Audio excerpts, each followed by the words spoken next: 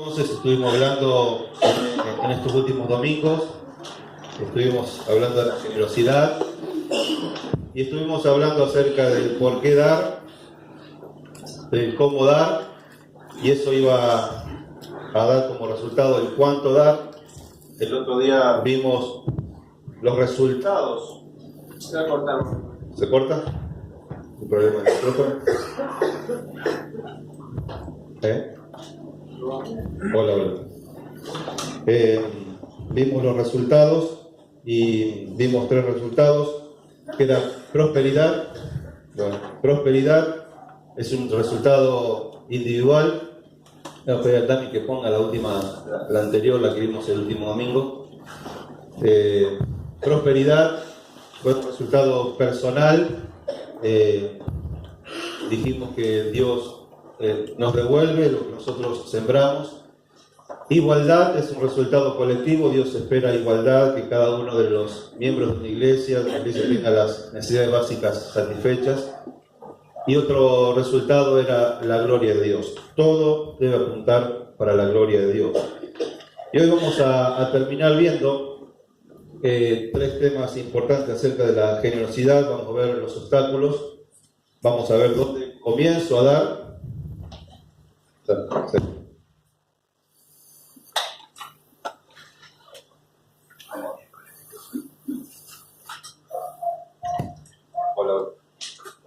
Hola. ¿Dónde comienzo a dar? Y acerca de lo que es la generosidad sabia, cómo dar sabiamente. Y vamos a comenzar entonces con este tema. ¿Cuáles son los obstáculos a la hora de dar, a la hora de ser generosos? Ustedes se acuerdan que vimos que generosidad la habíamos ejemplificado con una mano, ¿se acuerdan? Una mano abierta, el dar con liberalidad, es decir, dar libremente y abundantemente, una mano abierta. Ahora, ¿qué hace que muchas veces nosotros tengamos la mano cerrada y haya cosas en nuestras vidas que hacen que esta mano esté cerrada y no se abra para dar a los demás? ¿Qué es lo que nos hace difícil esta responsabilidad de dar, de ser generoso? ¿Qué es lo que lo hace difícil? Bueno, lo que lo hace difícil es tener estos 4 tipos de mentes o de formas de ser generosos. En primer lugar, el primer obstáculo es tener una mentalidad de generosidad terrenal, es decir, un pensamiento terrenal en cuanto a la generosidad.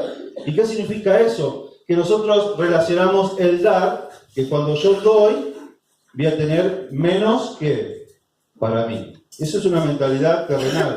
Yo doy y voy a tener menos para mí. Y hemos estudiado acerca de, ¿se acuerdan cuando que dar era la forma de hacer tesoros? ¿Dónde? En el cielo. De estar invirtiendo en la eternidad. Entonces, cuando uno tiene una mentalidad, una perspectiva celestial, entonces no nos cuesta dar. Porque vos sabés que cuando estás dando, estás invirtiendo, estás realmente proveyendo tesoros en el cielo. Ahora, si yo doy con una mente terrenal, eso va a limitar mi deseo y mis ganas de dar. Entonces, lo que primero tengo que corregir esto en mi vida, es decir, sacar esta mentalidad terrenal que tengo de pensar que no voy a quedar con menos, sino que al contrario, estoy diciendo, estoy sembrando, estoy invirtiendo, estoy dando para tesoros en el cielo, para recompensas que me esperan en el cielo, pensando de que no voy a vivir para siempre en este lugar, en esta tierra, sino que la mayoría de mi tiempo va a ser vivida en el cielo y debo estar realmente invirtiendo en lo eterno. Otro obstáculo es la generosidad residual, es lo que veíamos algunos domingos atrás. Es decir, que si me sobra, yo doy. Dar lo que me sobra. Residual viene de residuo. ¿Cuál es el residuo? ¿Qué tiran en el residuo? Lo que sobra. Y dijimos que no es que está mal dar lo que sobra, pero si siempre damos este tipo de ofrenda, en realidad estamos dando de una forma residual, es decir, bueno, si me sobra. Resulta que nosotros siempre vivimos al límite y nunca nos sobra, vamos a ser sinceros. Hoy, al contrario, nos falta más que nos sobre. Es muy difícil que nos sobre. Entonces, si yo voy a esperar a fin de mes que me sobre para dar, nunca voy a dar.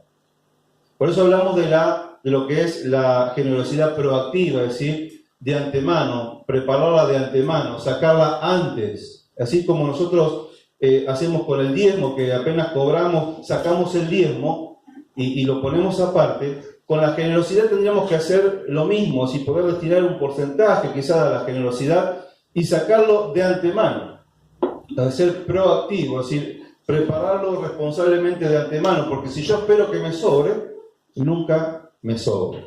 Entonces, otra cosa que me impide estar dando es que yo estoy esperando que me sobre, y nunca me va a sobrar. Y le aclaro que como se viene la cosa, cada vez no va a faltar más que sobrar.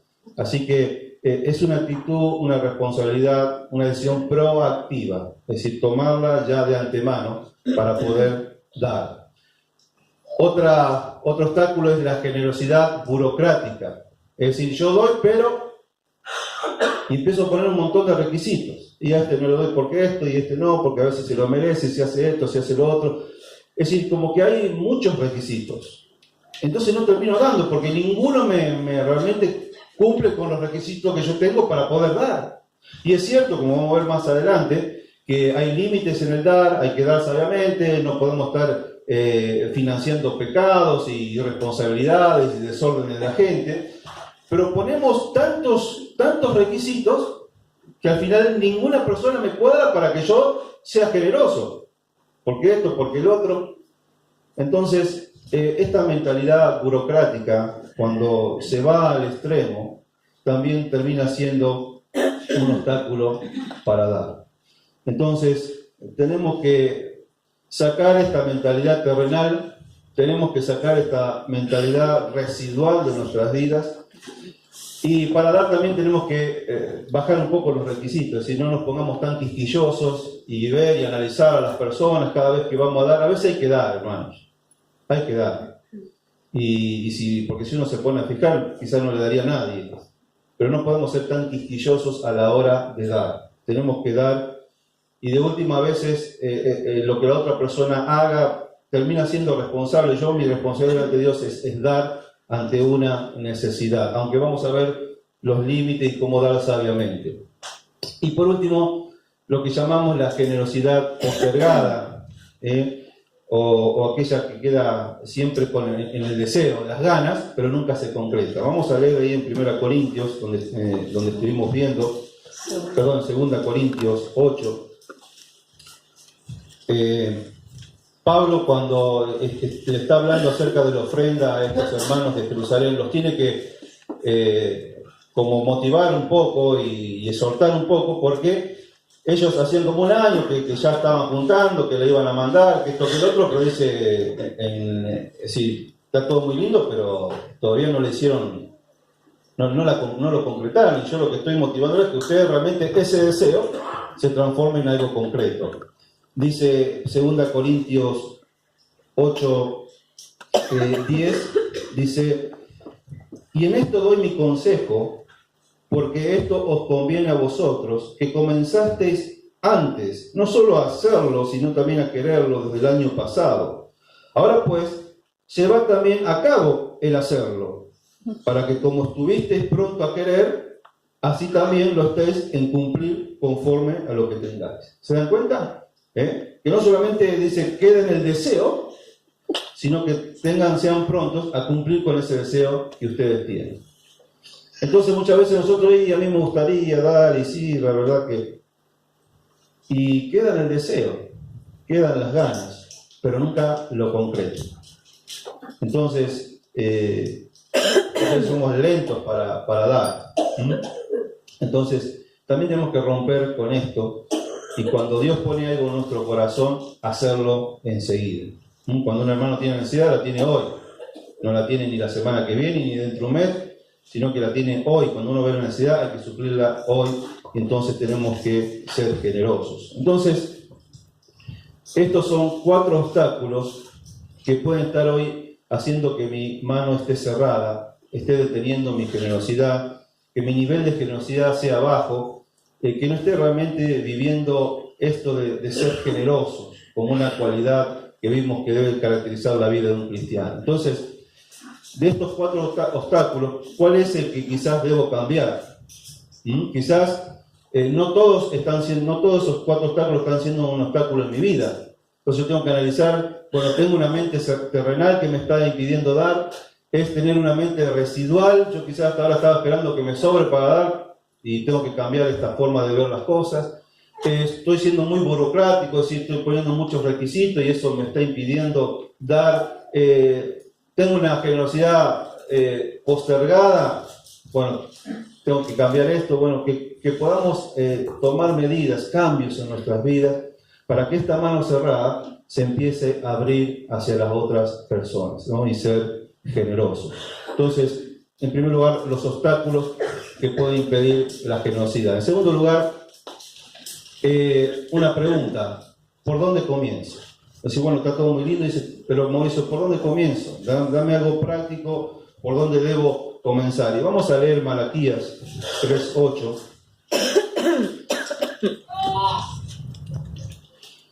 Y estos últimos conceptos son conceptos prácticos de toda quizá la teoría que hemos visto hasta ahora.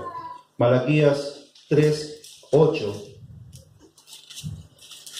Yo quiero utilizar este texto para diferenciar dos conceptos básicos. Dice Malaquías 3:8, ¿robará el hombre a Dios? Pues vosotros me habéis robado.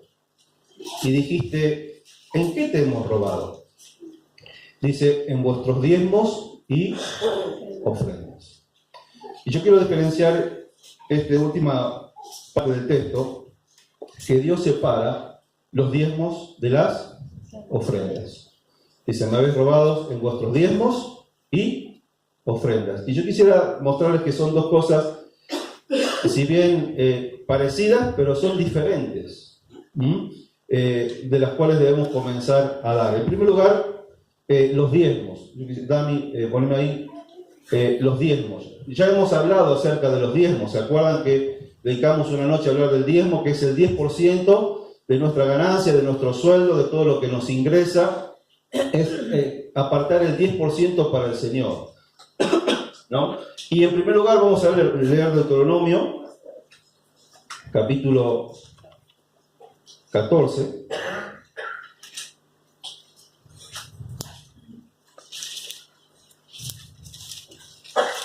¿Para qué sirve el diezmo? ¿Por qué Dios dejó instituido el tema del diezmo? Deuteronomio 14, 22 y 23. Dice, indefectiblemente diezmarás todo el producto del grano que rindiere tu campo cada año, y comerás delante de Jehová tu Dios en el lugar que él escogiere para poner allí su nombre. El diezmo de tu grano, de tu vino y de tu aceite, y las primicias de tus manadas y de tus ganados, para que aprendas a temer a Jehová tu Dios todos los días. ¿Cuál era el propósito del diezmo? Que las personas aprendan ¿a qué? A tener temor de Dios. Y este es el gran propósito, en primer lugar, para nuestras vidas personales. El propósito de apartar el 10% es para que reverenciemos a Dios, para que tengamos temor de Dios, para que le enseñemos a nuestro corazón que nuestro Dios es Dios y no nuestro dinero. Que podamos a través de nuestro diezmo decirle, tú eres mi Señor. Que a través de nuestro diezmo le podamos decir, tú eres el Señor de mis bienes. Yo confío en ti y sé que el que me provees eres tú, el que me das el trabajo eres tú, el que me das la salud, el que me da todas las cosas eres tú. Mi confianza está en ti, no en el dinero que tú me das cada mes. Entonces es como una enseñanza a nuestro corazón, porque nuestro corazón tiende a ser independiente. El corazón nuestro es orgulloso, cree que podemos valernos por nosotros mismos y tenemos que caer delante de Dios y reconocer que si estamos vivos y tenemos provisiones por la gracia de Dios. Y entonces el hecho de apartar ese diezmo, en primer lugar, es un propósito que tiene que ver con nuestras propias vidas, poder enseñar a nuestro corazón rebelde de que Dios es nuestro verdadero Dios y a Él debemos obedecer, Él es nuestro Señor. Pero también el diezmo es necesario para solventar los gastos de la iglesia, es decir, es para sostener el funcionamiento de la iglesia. Yo quiero que vamos a analizar desde el Antiguo Testamento, Números 18, 21. Antes de Deuteronomio está en Números 18:21.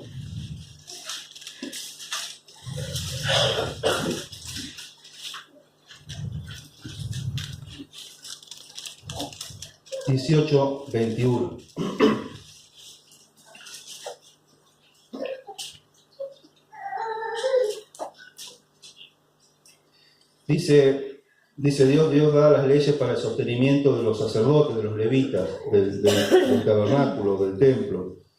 Dice, y aquí yo he dado a los hijos de Leví todos los diezmos en Israel por heredad, por su ministerio, por cuanto ellos sirven en el ministerio del tabernáculo de reunión. ¿Se acuerdan que yo les había explicado que los israelitas tenían 3 diezmos, no solamente uno? Un diezmo era para los sacerdotes, para los levitas, para en su momento el tabernáculo, y después el sostenimiento del templo. Entonces, uno de esos 3 diezmos que daban el pueblo de Israel era para el ministerio, para los levitas, para sostener toda la parte religiosa del pueblo de Israel. Después tenían otro diezmo que era para solventar las fiestas anuales del pueblo de Israel, que eran 7. Así que el pueblo de Israel tenía otro diezmo más para sostener todas las fiestas nacionales y solemnes del pueblo de Israel. Y había otro diezmo que era cada 3 años, así que si era cada 3 años, era un 3,33% anual, que iba destinado a la ayuda social, era para los pobres, las viudas, los huérfanos, y tenía que ser distribuido para las personas necesitadas. Entonces, como el pueblo de Israel era un pueblo teocrático, no estaba dividido entre líderes políticos y líderes religiosos, porque los líderes religiosos, los sacerdotes, los levitas también eran los líderes políticos, eran los jueces del pueblo de Israel. Entonces, lo que era propiamente de los levitas, de los sacerdotes, del templo, del tabernáculo, era ese 10%. El resto, el otro 10 o el 13,3%, era lo que para nosotros hoy serían los impuestos. Era el impuesto que el pueblo de Israel pagaba para el sostenimiento de la nación. ¿Me siguen? Entonces, hoy nosotros, si nosotros tendríamos que trasladar todo eso, podríamos decir que ese 10% que Dios le pedía al pueblo de Israel para sostenimiento del templo y de los levitas, los sacerdotes, ese 10% se transportaría al Nuevo Testamento para poder decir que es un buen comienzo, dijimos, ¿dónde comienzo? Para empezar a ofrendar. Es decir, que yo tendría que dar el diezmo para el sostenimiento del ministerio de la iglesia, para sostener todos los ministerios de la iglesia, los líderes, es decir, el sostenimiento de la función espiritual que tiene la iglesia. Fíjense, ahí tienen en 1 Corintios 11, 14.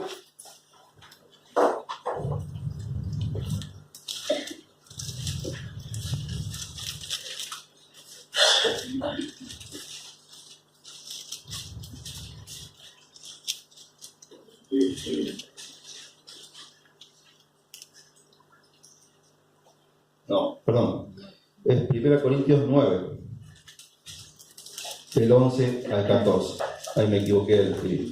1 Corintios 9, del 11 al 14. Pablo traslada esto al tiempo de la iglesia y él va a enseñar que los que trabajan en el trabajo, el que hace el trabajo espiritual, tienen como contrapartida cosechar lo material.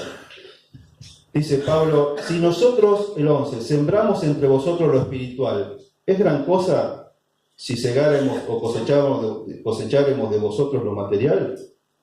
Si otros participan de este derecho sobre vosotros, ¿cuánto más nosotros?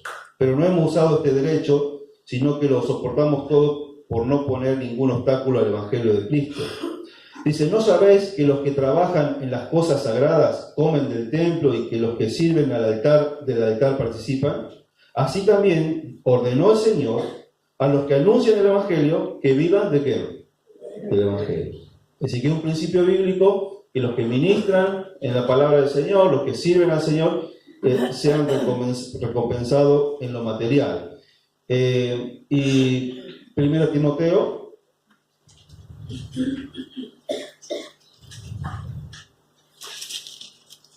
5, 17 y 18.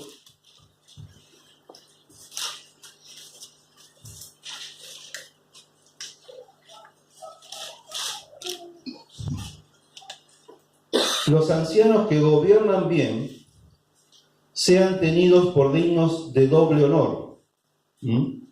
Por lo que sería ahí doble sueldo, o doble honor, está hablando del sueldo. Mayormente los que trabajan en predicar y enseñar. Pues la Escritura dice, no pondrás bozal al buey que trilla, y digno es el obrero de su salario. Entonces, está comprobado bíblicamente de que la iglesia debe ser sostenida por las ofrendas de los hermanos. Bueno, y para decir, bueno, pero ¿cuánto tiene que ser la ofrenda? Bueno, si bien el Nuevo Testamento ningún texto habla del diezmo en sí, pero sí podemos transportar ese principio que el 10% del Antiguo Testamento era para sostener a los levitas, a los sacerdotes, todo el ministerio del tiempo. Podemos trasladarlo al Nuevo Testamento y decir que el 10% de los miembros de una iglesia es un buen comienzo para que la gente ofrende para la iglesia, para lo que es el sostenimiento de la iglesia. ¿Estamos?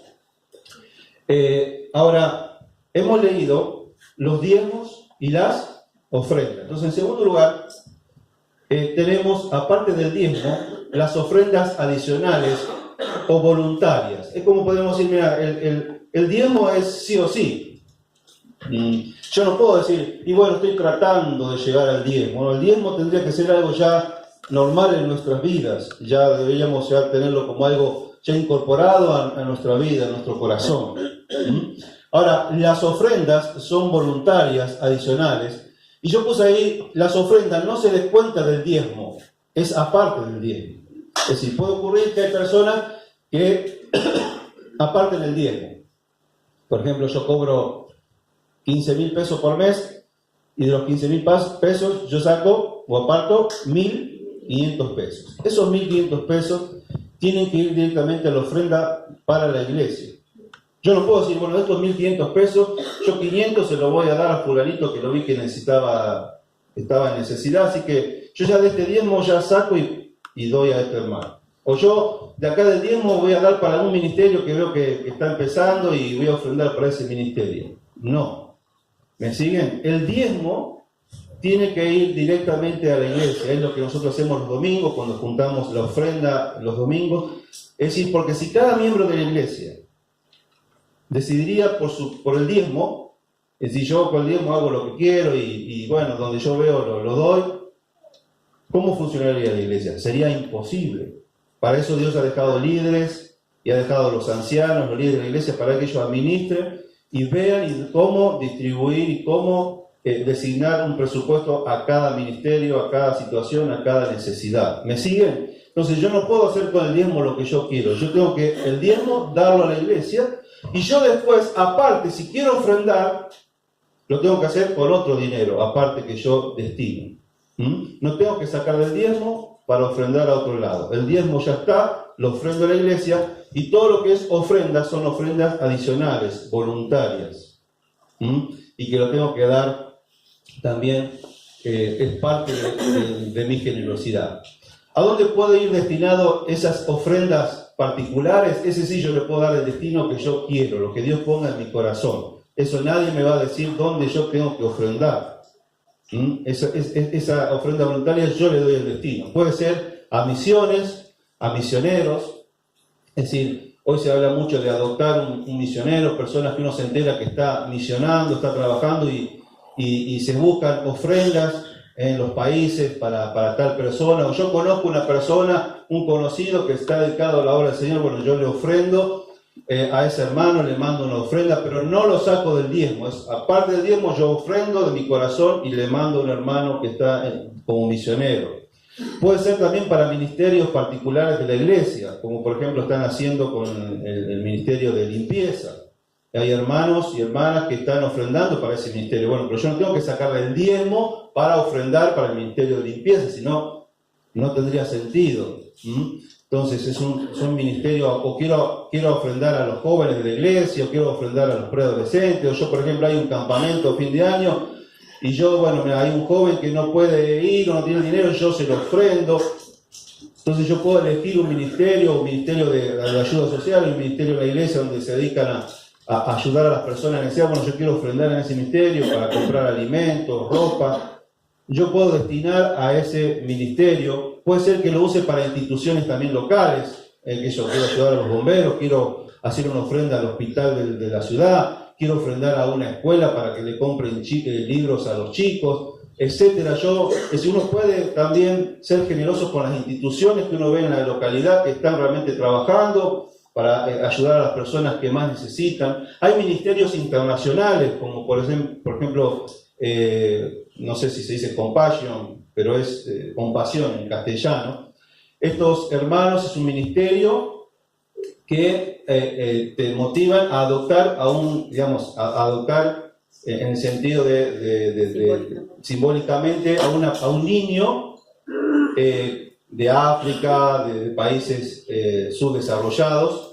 Entonces te dan una foto, vos elegís un chico y con tu ofrenda vos colaborás a que ese chico reciba comida, vestimenta, educación y también ayuda espiritual, se le predica el evangelio, pero vos es como simbólicamente vos apadrinás o estás ayudando a que ese niño, allá que vos no lo conocés, que vos no sabés, ese niño esté recibiendo hoy alimento, ayuda espiritual, educación y puedan sacarlo del trabajo infantil y de tantas cosas que sufren esos niños. Entonces uno puede decir, bueno, voy a destinar parte para ayudar a esas personas, a esos niños, y eso son cosas muy hermosas, muy lindas, de poder ser parte de que otros niños en otro lado puedan ser sacados de ese sufrimiento, ¿no?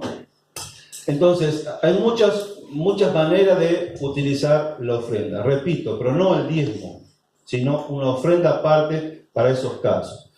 También puede ser para necesitados, por supuesto, necesitados que pueden ser cristianos, hermanos de la iglesia o personas particulares, vecinos, amigos, familiares, personas que nos rodean, que nosotros vemos en necesidad.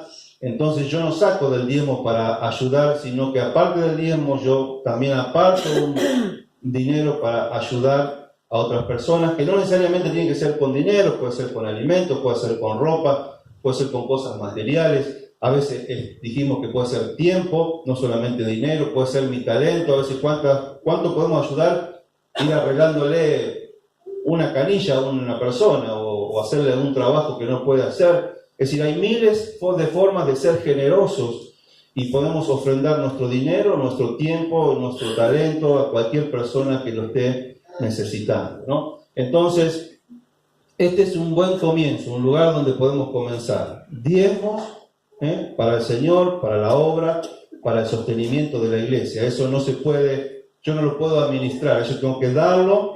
Y los responsables delante de Dios de utilizar el dinero y de distribuirlo son los líderes de la iglesia. Y por otro lado, entonces, son las ofrendas adicionales, voluntarias, que muchas veces nosotros decimos, bueno, yo ya doy el diezmo, ya está. Ya cumplí. Esa era mi obligación, no. Dice Dios, ¿en qué me habéis robado? ¿En vuestros diezmos? No. También me habéis robado en vuestros diezmos y ofrendas. Hermanos, tenemos que incorporar la ofrenda voluntaria a nuestras vidas. No nos conformemos con el diezmo. Seamos generosos, incorporemos las ofrendas voluntarias en nuestra vida. Entonces, en primer lugar, los obstáculos de la generosidad. En segundo lugar, ¿dónde comienzo? Bueno, aquí comenzamos con el diezmo y las ofrendas. Y en tercer y último lugar, quisiera terminar esta noche, cómo ser generosos sabiamente. Cómo ser sabios a la hora de dar. Bueno, ahí tenemos tres conceptos. En primer lugar, es cierto que debemos ayudar a los pobres. Eso dice Proverbios 19:17, que el que da al pobre está dando al Señor y el Señor te lo pagará. Pero creo que no hay duda a esta altura de que tenemos que ayudar a los pobres. Yo puse un signo de pregunta, como diciendo, bueno, pero ¿dónde están los pobres? Bueno, los pobres, tenemos que abrir nuestros ojos, los pobres están alrededor nuestro. Los pobres están delante nuestro, nos rodean. pueden ser amigos, vecinos, hermanos de la iglesia, personas allegadas, personas quizás más lejos. Pero abramos nuestros ojos, abramos los ojos, nuestro corazón, abramos nuestras manos, porque pobres y personas necesitadas hay a nuestro alrededor y tenemos que buscarlo. Si no lo vemos, busquémoslo. Tenemos que ser generosos. Ahora, dice, la razón de la pobreza, en segundo lugar, de una persona, determina la ayuda. Es decir, dentro de las razones por las cuales una persona es pobre. Hay distintas razones por las cuales una persona llega a ser pobre. Y de acuerdo a la razón de su pobreza, también es la ayuda que le demos. Es decir, determina la ayuda que le vamos a dar. Y ahí es donde entra la sabiduría en el momento de dar. Por ejemplo, hay 3 razones por las cuales una persona puede llegar a caer o estar en la pobreza. En primer lugar, por imprevistos o desastres que tienen que ver con... ¿Qué son los imprevistos? Enfermedades, accidentes, fenómenos naturales. Es decir,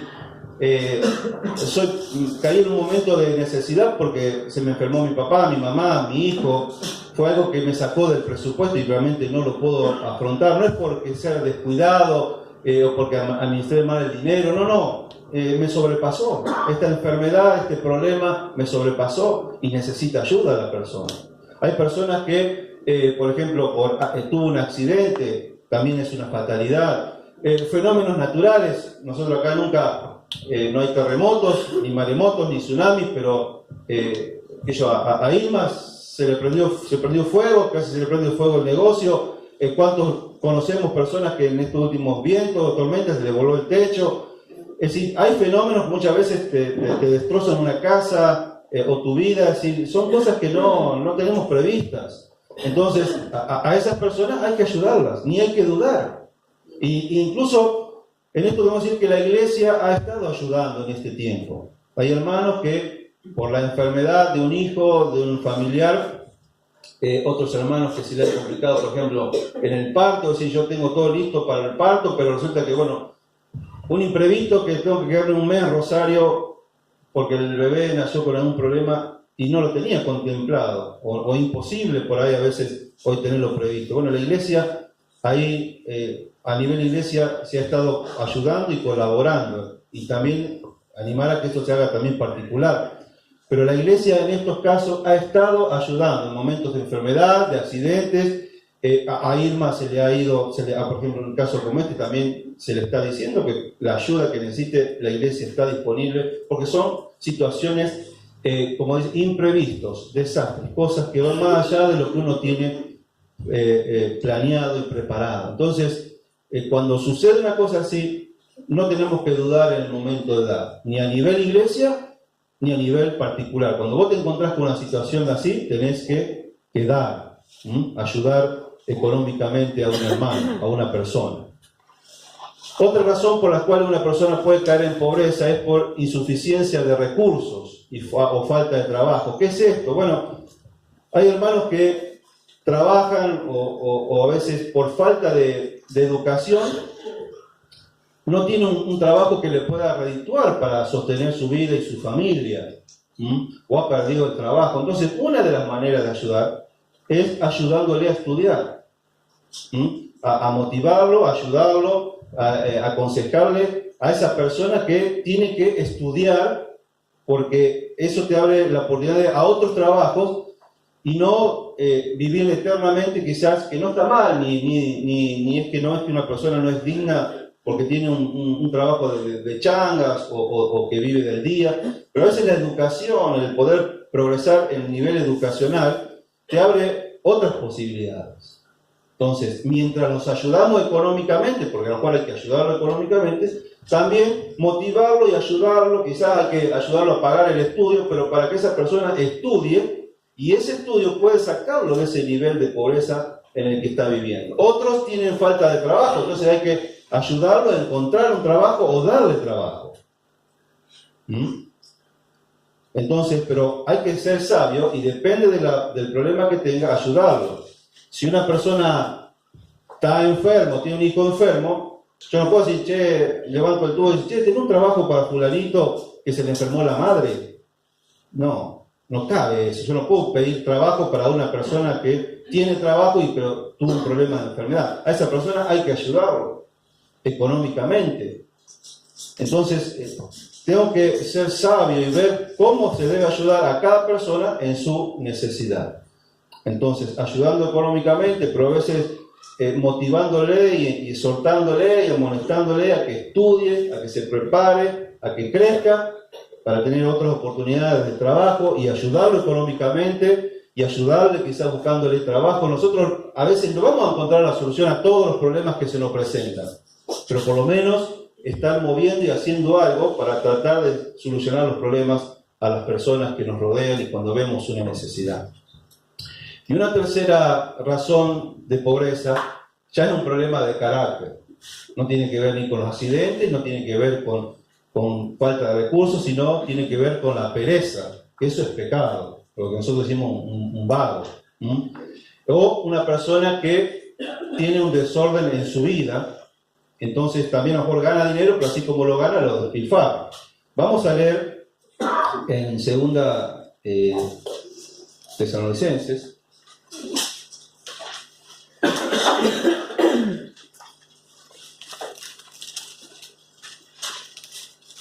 capítulo 3, versículo 6. Estos hermanos tenían un poquito el concepto equivocado por el hecho que el Señor venía, entonces les dejaba trabajar porque total el Señor venía. Entonces, hermanos, el Señor viene, pero bueno, tampoco dejemos de trabajar. Dice 2 Tesalonicenses 3:6, dice, pero os ordenamos, hermanos, en el nombre de nuestro Señor Jesucristo, que os apartéis de todo hermano que ande desordenadamente. Dice, y no según la enseñanza que recibiste de nosotros. Fíjense el concepto de Pablo de una persona que vive desordenadamente. Porque vosotros mismos sabéis de qué manera debéis imitarnos, pues nosotros no anduvimos desordenadamente entre vosotros, ni comimos de balde de nadie, sino que trabajamos con afán y fatiga día y noche para no ser gravosos a ninguno de vosotros.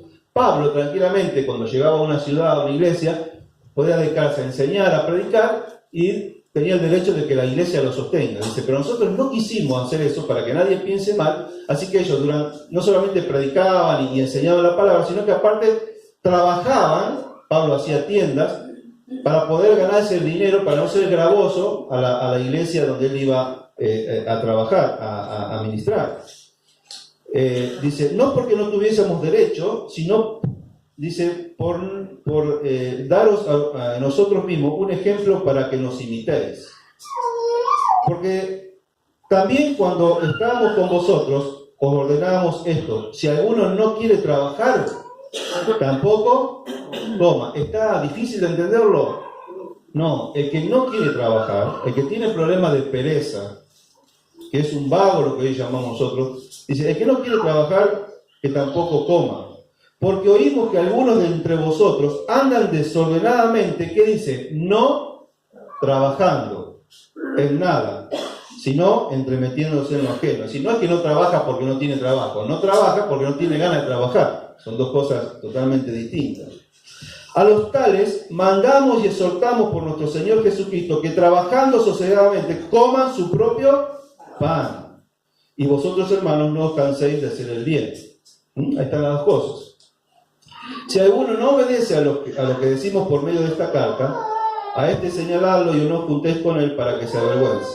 Mas no lo tengáis por enemigo, sino amonestarle como hermano.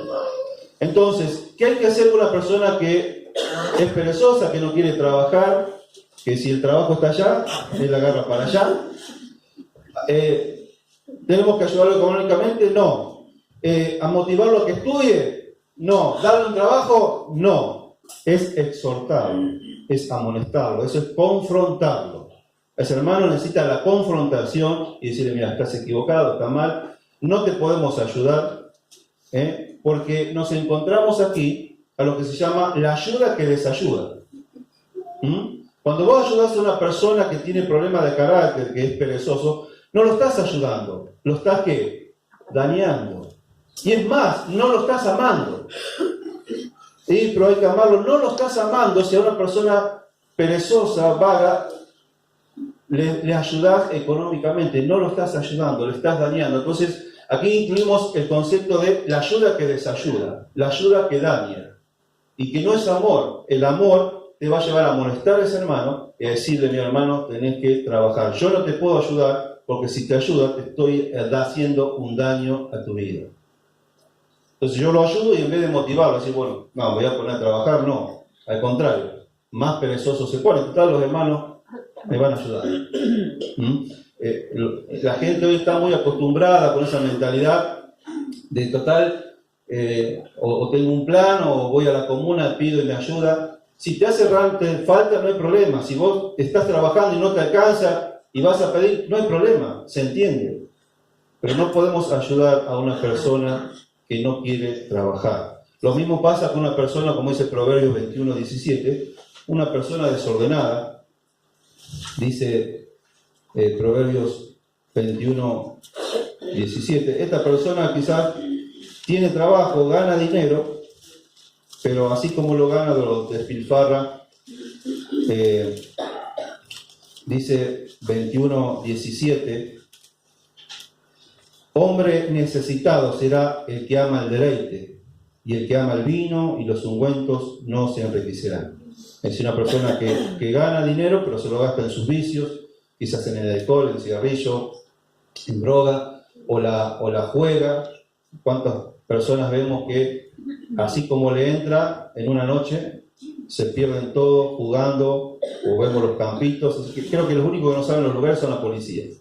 Lo único que no conocen los lugares clandestinos de San Genaro, donde se juega ilegalmente, es la policía. El resto todos sabemos dónde la gente va a jugar y pierde millonadas de dineros. Hay personas que en un ratito pierden 10.000, 15.000, 20.000, 30.000 pesos, así como nada. Digo, sí, ojalá yo tuviera eso por mes. Y esta gente lo pierde así como nada. Entonces, a veces uno le da lástima a la familia, le da lástima a los chicos. Entonces, bueno, pero hay personas que realmente, cuando lo ayudamos,